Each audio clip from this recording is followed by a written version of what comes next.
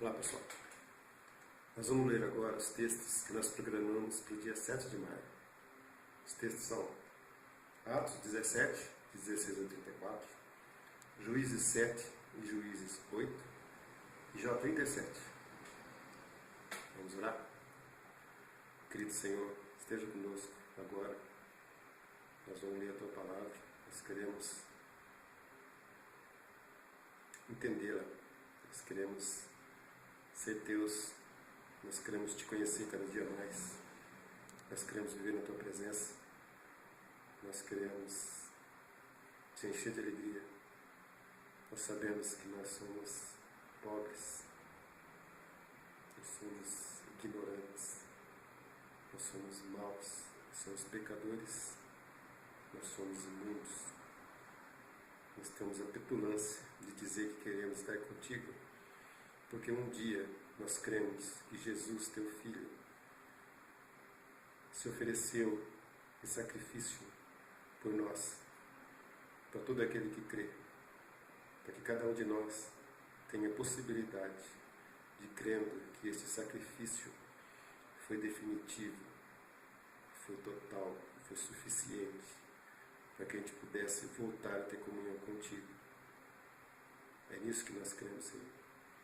Nós cremos que estaremos junto contigo, ou agora se o Senhor voltar, ou durante esse período que estamos aqui, ou pela ressurreição, como o Senhor fez ao terceiro dia, já nos mostrou o que vai acontecer em todos nós, para estarmos juntos em comunhão eternamente, na Tua presença, Te louvando e bendizendo o Teu nome. Esteja conosco, Senhor, em nome de Jesus, amém. Atos 17, versículo 16, em frente. Vamos lá? Enquanto Paulo os esperava em Atenas, o seu espírito se revoltava em face da idolatria dominante na cidade. Por isso, dissertava na sinagoga entre os judeus e os gentios piedosos, também na praça, todos os dias, entre os que se encontravam ali.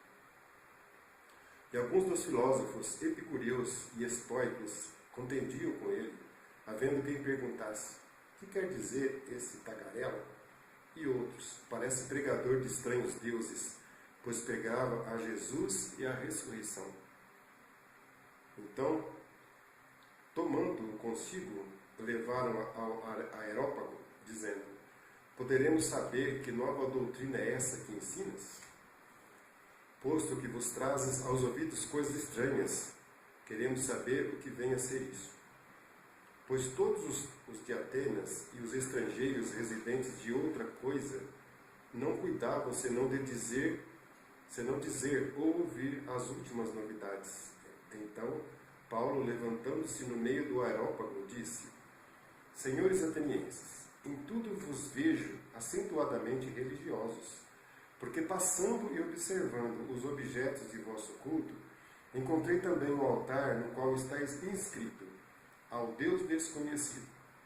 Pois esse que adorais sem conhecer é precisamente aquele que eu vos anuncio, o Deus que fez o mundo e tudo o que nele existe, sendo ele Senhor do céu e da terra, não habita em santuários feitos por mãos humanas, nem é servido por mãos humanas como se de alguma coisa precisasse, pois ele mesmo é quem a todos dá vida, respiração e tudo mais. De um só fez toda a raça humana para habitar sobre toda a face da terra, havendo fixado os tempos previamente estabelecidos e os limites da sua habitação, para buscarem a Deus, se porventura tateando o possam achar, bem que não está longe de cada um de nós, pois nele vivemos e nos movemos e existimos, como alguns de vossos poetas têm dito, porque dele também somos geração. Sendo, pois, geração de Deus, não devemos pensar que a divindade é semelhante ao ouro, à prata ou à pedra, trabalhados pela arte da imaginação do homem. Ora, não levou Deus em conta os tempos da ignorância. Agora, porém, notifica aos homens que todos, em toda parte, se arrependam, porquanto estabeleceu um dia em que há de julgar o mundo com justiça, por meio de um varão que destinou e acreditou diante de todos, ressuscitando-o dentre os mortos. Quando ouviram falar de ressurreição dos mortos, uns escarneceram e outros disseram: a respeito disso te ouviremos noutra ocasião. A essa altura, Paulo se retirou do meio deles. Houve, porém, alguns homens que se agregaram a ele e creram. Entre eles estava Dionísio, o Areopagita, uma mulher chamada Tâmaris, e com eles outros mais. Posto que vos trazes aos ouvidos coisas estranhas, queremos saber o que vem a ser isso. Pois todos os de Atenas e os estrangeiros residentes de outra coisa não cuidavam senão dizer ou ouvir as últimas novidades. Então, Paulo, levantando-se no meio do aerópago, disse: Senhores atenienses, em tudo vos vejo acentuadamente religiosos, porque passando e observando os objetos de vosso culto, encontrei também um altar no qual está inscrito: ao Deus desconhecido. Pois esse que adorais sem conhecer é precisamente aquele que eu vos anuncio, o Deus que fez o mundo e tudo o que nele existe. Sendo ele Senhor do céu e da terra, não habita em santuários feitos por mãos humanas, nem é servido por mãos humanas como se de alguma coisa precisasse, pois ele mesmo é quem a todos dá vida, respiração e tudo mais. De um só fez toda a raça humana para habitar sobre toda a face da terra, havendo fixado os tempos previamente estabelecidos e os limites da sua habitação, para buscarem a Deus, se porventura tateando o possam achar, bem que não está longe de cada um de nós, pois nele vivemos e nos movemos e existimos, como alguns de vossos poetas têm dito, porque dele também somos geração. Sendo, pois, geração de Deus, não devemos pensar que a divindade é semelhante ao ouro, à prata ou à pedra, trabalhados pela arte da imaginação do homem. Ora, não levou Deus em conta os tempos da ignorância. Agora, porém, notifica aos homens que todos, em toda parte, se arrependam, porquanto estabeleceu um dia em que há de julgar o mundo com justiça, por meio de um varão que destinou e acreditou diante de todos, ressuscitando-o dentre os mortos. Quando ouviram falar de ressurreição dos mortos, uns escarneceram e outros disseram: a respeito disso te ouviremos noutra ocasião. A essa altura, Paulo se retirou do meio deles. Houve, porém, alguns homens que se agregaram a ele e creram. Entre eles estava Dionísio, o Areopagita, uma mulher chamada Tâmaris, e com eles outros mais. Vamos ler agora Juízes 7, e em seguida Juízes 8. Vamos lá? Juízes 7, 1. Então Jerubaal, que é Gideão, se levantou de madrugada, e todo o povo que com ele estava, e se acamparam junto à fonte de Arode, de maneira que o arraial dos midianitas lhe ficava para o norte, no vale, defronte o outeiro de Moré.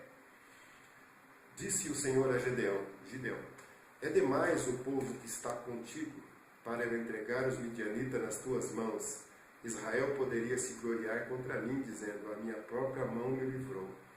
Apregou, pois, aos ouvidos do povo, dizendo: quem for tímido e medroso, volte e retire-se da região montanhosa de Gileade. Então voltaram do povo 22.000, e 10.000 ficaram. Disse mais o Senhor a Gideão: ainda há povo demais. Faze-os descer as águas, e ali os provarei. Aquele de quem eu disser, este irá contigo, esse contigo irá. Porém, todo aquele de quem eu disser, este não irá contigo, esse não irá. Fez Gideão descer os homens às águas.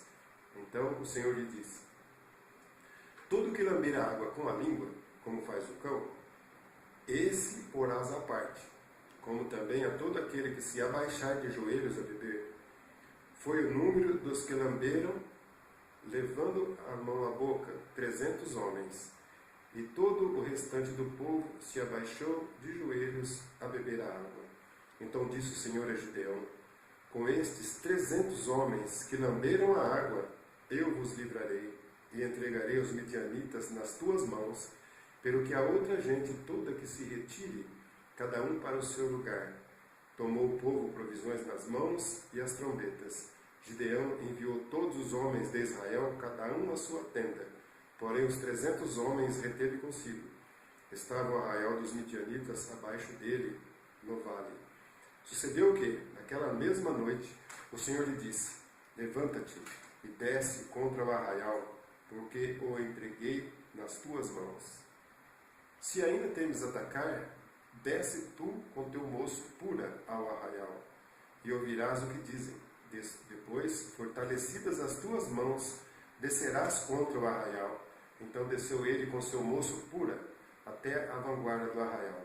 Os midianitas, os amalequitas e todos os povos do Oriente cobriam o vale como gafanhotos em multidão, e eram os seus camelos em multidão inumerável, como a areia que há na praia do mar.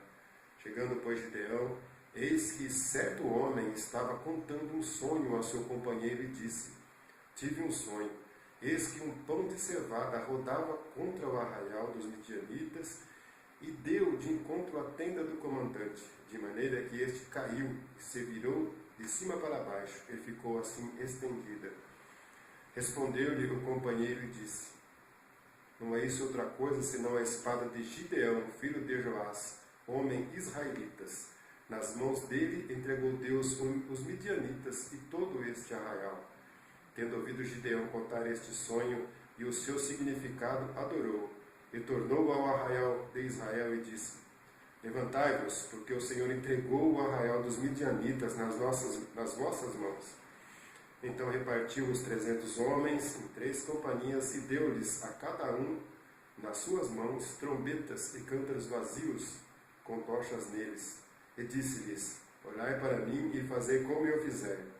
Chegando eu às imediações do arraial, como fizer eu, assim fareis. Quando eu tocar a trombeta, e todos os que comigo estiverem, então vós também tocareis a voz ao redor de todo o arraial, e direis: pelo Senhor e por Gideão. Chegou, pois, Gideão e os 100 homens que com ele iam às imediações do arraial, ao princípio da vila média, havendo-se pouco tempo e antes trocado as guardas, e tocaram as trombetas e quebraram os cântaros que traziam nas mãos. Assim tocaram as 3 companhias as trombetas e despedaçaram os cântaros, e seguravam na mão esquerda as tochas, na mão direita as trombetas que tocavam, e exclamaram: espada pelo Senhor e por Gideão. E permaneceu cada um no seu lugar ao redor do arraial, que todo deitou a correr, e a gritar e a fugir. Ao soar das 300 trombetas, o Senhor tornou a espada de um contra o outro, e isto em todo o arraial, que fugiu rumo a Zererá, até Bet-sita, até ao limite de Abel-meolá, acima de Tabate. Então os homens de Israel, de Naphtali e de Azer, de todo o Manassés, foram convocados e perseguiram os midianitas. Gideão enviou mensageiros a todas as montanhas de Efraim, dizendo: descei de encontro aos midianitas e impedi-lhes passagem pelas águas do Jordão até Bet-bara. Convocados, pois, todos os homens de Efraim, cortaram-lhes a passagem pelo Jordão até Bet-bara. E prenderam a 2 príncipes dos midianitas, Oreb e Zeeb. Mataram Oreb na penha de Oreb, e Zeeb mataram no lagar de Zeeb. Perseguiram os midianitas e trouxeram as cabeças de Oreb e Zeeb a Gideão, além do Jordão. Agora Juízes 8. Vamos lá? Então os homens de Efraim disseram a Gideão: que é isto que nos fizeste, que não nos chamaste quando fostes pelejar contra os midianitas, e contenderam fortemente com ele. Porém ele lhes disse: que mais fiz eu agora do que vós? Não são, porventura, os rabiscos de Efraim melhores do que a vindima de Abiezer? Deus entregou nas vossas mãos os príncipes dos midianitas, Oreb e Zeeb. Que pude eu fazer comparável com o que fizestes? Então, com falar-lhes esta palavra, abrandou-se-lhes a ira para com ele. Vindo Gideão ao Jordão, passou com os 300 homens que com ele estavam, cansados, mas ainda perseguindo. E disse aos homens de Sucote: Dai, peço-vos, alguns pães para estes homens que me seguem, pois estão cansados. E eu vou ao encalço de Zeba e Salmuna, reis dos midianitas. Porém, os príncipes de Sucote disseram: Porventura tens já sob teu poder o punho de Zeba e de Salmuna, para que demos pão ao teu exército? Então disse Gideão: Por isso, quando o Senhor entregar nas minhas mãos Zeba e Salmuna, trilharei a vossa carne com os espinhos do deserto e com os abrolhos. Dali subiu a Penuel, e de igual modo falou com os seus homens. Estes de Penuel lhe responderam como os homens de Sucote lhe haviam respondido. Pelo que também falou aos homens de Penuel, dizendo: Quando eu voltar em paz, derribarei esta torre. Estavam, pois, Zeba e Salmuna em Carcor, e os seus exércitos com eles, uns 15.000 homens, todos os que restaram do exército do povo do Oriente. E os que caíram foram 120.000 homens, que puxaram da espada. Subiu Gideão pelo caminho dos nômades, ao oriente de Noba e Jogbeá, e feriu aquele exército que se achava descuidado. Feriram Zeba e Salmuna, porém ele os perseguiu e prendeu os 2 reis dos midianitas, Zeba e Salmuna, e os desbaratou todo o exército. Voltando, pois, Gideão, filho de Joás, da peleja, pela subida de Eres, deteve a um moço de Sucote e lhe fez perguntas. O moço deu por escrito o nome dos príncipes e anciãos de Sucote, 77 homens. Então veio Gideão aos homens de Sucote e disse: Vedes aqui Zeba e Salmuna, a respeito das quais motejastes de mim, dizendo: Porventura tens tu sob teu poder o punho de Zeba e Salmuna, para que demos pão aos teus homens cansados? E tomou os anciãos da cidade, e espinhos do deserto, e abrolhos, e com eles deu severa lição aos homens de Sucote. Derrubou a torre de Penuel, e matou os homens da cidade. Depois disse a Zeba e Salmuna: Que homens eram os que matastes em Tabor? Responderam: Como tu és, assim eram eles. Cada um se assemelhava a filho de rei. Então disse ele: Eram meus irmãos, filhos de minha mãe. Tão certo como vive o Senhor, se os tivesseis deixado com vida, eu não vos mataria a vós outros. E disse a Jeater, seu primogênito: Dispõe-te e mata-os. Porém o moço não arrancou da sua espada, porque temia porquanto ainda era jovem. Então disseram Zeba e Salmuna: Levanta-te e arremete contra nós, porque qual homem tal a sua valentia?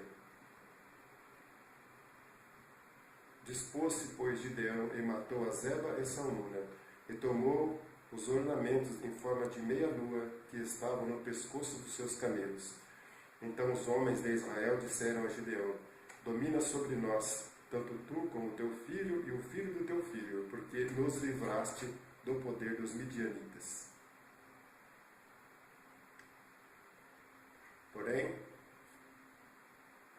Porém Gideão lhes disse: Não dominarei sobre vós, nem tampouco meu filho dominará sobre vós, o Senhor vos dominará. Disse-lhes mais Gideão: Um pedido eu vos farei. Dai-me vós, cada um, as argolas do seu despojo, porque tinham argolas de ouro, pois eram ismaelitas.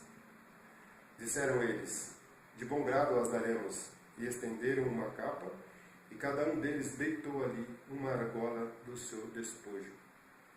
O peso das argolas de ouro que pediu foram 1.700 ciclos de ouro, afora os ornamentos em forma de meia-lua, as arrecadadas e as vestes de púrpura que traziam os reis dos midianitas, e afora os ornamentos que os camelos traziam ao pescoço.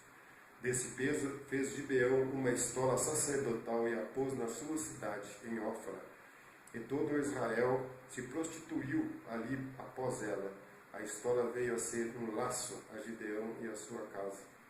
Assim foram abatidos os midianitas diante dos filhos de Israel e nunca mais levantaram a cabeça. E ficou a terra em paz durante 40 anos nos dias de Gideão. Retirou-se Jerubaal, filho de Joás, e habitou em sua casa.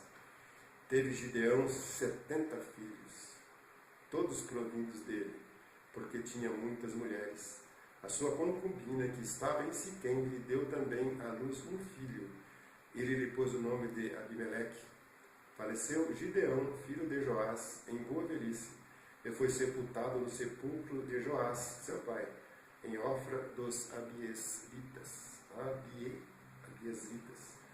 Morto Gideão, tornaram a prostituir-se os filhos de Israel após os Baalins e puseram Baal-Berite por Deus.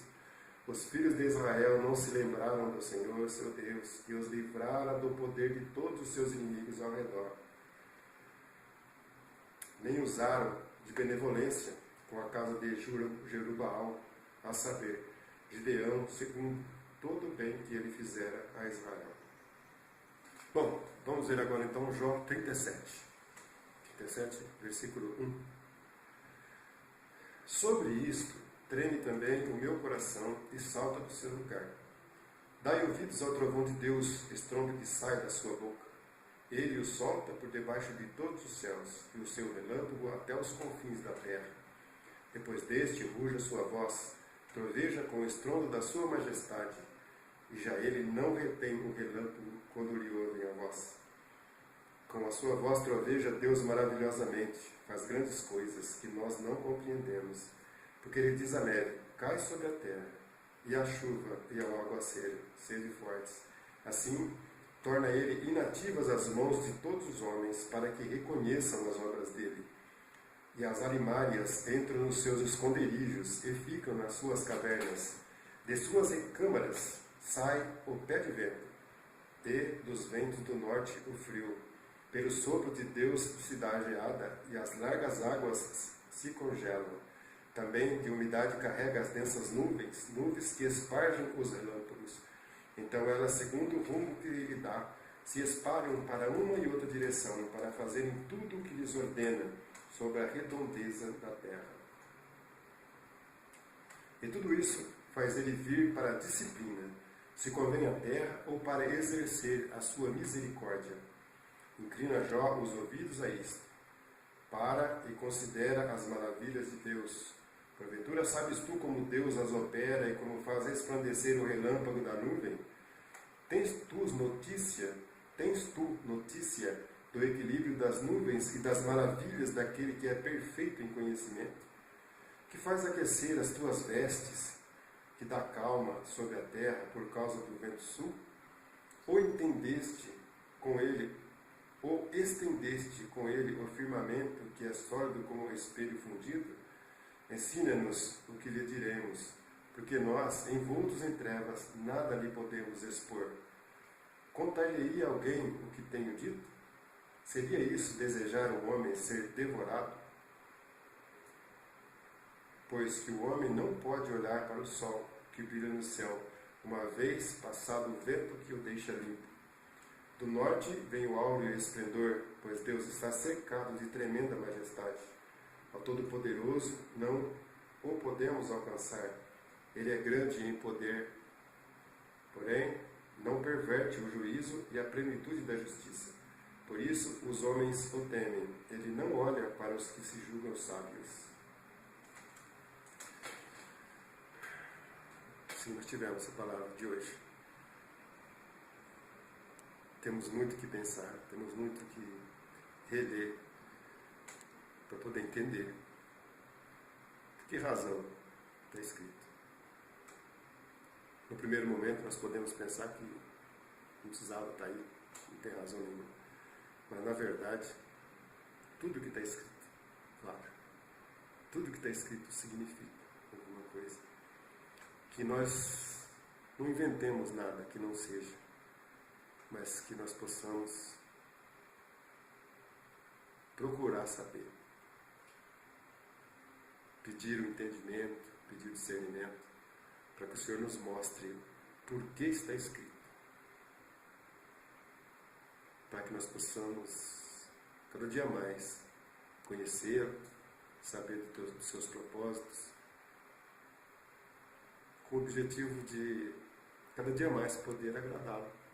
Se você conhece um amigo, você gosta muito do amigo, e você quer deixar seu amigo feliz, você tem que conhecer seu amigo. Se você não souber os gostos dele, os prazeres que ele tem, a vontade, quais são os seus planos, como é que você vai agradar a ele? Por isso que nós precisamos ler a palavra. É a nossa fonte segura. Porque os homens inventam muitas coisas. As religiões distorcem. Os poderosos, os coronéis, eles mandam, eles manipulam em nome de Deus, em nome da palavra. Eles tiram desses textos que nós estamos lendo. Várias religiões existem em cima deles. Porque é muito bonito dizer que está escrito. Só que pegam pedaços. Os pedaços fazem coisas horríveis. Levam multidões à perdição. Só mesmo a benevolência do nosso Deus, a bondade dele, a longanimidade dele pode salvar todos nós. E as pessoas que são enganadas, que ele tenha misericórdia, porque foram levadas por maus profetas, por maus líderes, por pessoas que se dizem cristãos, não são. Por isso que nós, sabendo a mensagem, sabendo a palavra, nós podemos nos desviar deles. Nós podemos nos fortalecer e escolher, sabendo que o caminho é o teu, não dos homens, e não dos interesseiros, nem dos mentirosos, nem dos falsos. Que nós possamos reconhecer as ovelhas, que nós possamos ver os lobos em pele de cordeiro e ficar longe deles, ou ensiná-los para que eles aprendam, para que eles optem por serem verdadeiros. Na verdade, eles são homens. Vamos orar por eles também, para que eles te encontrem verdadeiramente, sejam teus. O julgamento é teu, não somos nós que temos que julgá-los. Nós temos aqui que pedir que eles também te encontrem, que eles também estejam na tua presença, que eles frutifiquem, que eles tragam a tua palavra, que eles tenham a intrepidez necessária para te levar. Esteja conosco, Senhor, em nome de Jesus. Amém.